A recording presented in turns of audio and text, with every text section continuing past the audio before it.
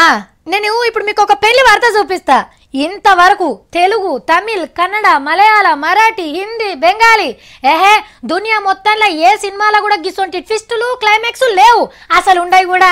ఎందుకంటే అంత దూరం ఆలోచన చేసుడు కష్టం, ఎంత పెద్ద తోపు డైరెక్టర్కైనా. గీ వార్తను కనుక ఏ డైరెక్టర్ అన్న చూసిండనుకోండి ఎమ్మటే సినిమా తీస్తందుకు తయారవుతాడు. మరి మామూలు కథనా అది? తమిళనాడు రాష్ట్రంలో నిన్న ఒక లగ్గం జరిగింది.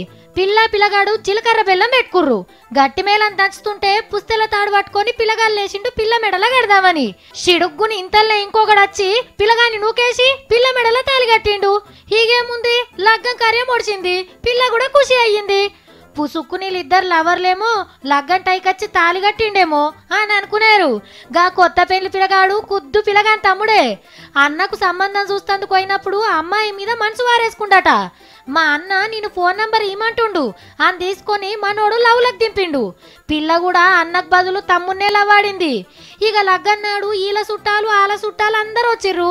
అమ్మ నాయనల ముంగట అయ్యవారి మంత్రాల నడుమ చుట్టాల సాక్షిగా లగ్గం చేసుకున్నారు అన్నట్టు. హీగేముంది, నేను చేసుకోవాల్సిన పొల్లను మా తమ్ముడు చేసుకున్నాడు అని అన్న పెళ్లి బట్టలు చింపుకొని ఆడికి వెళ్ళిపోయిండట. ఏం తెలివో ఏమో పో. అంతే, అప్పుడప్పుడు సినిమాల కంటే చిత్రంగా జరుగుతుంటాయి.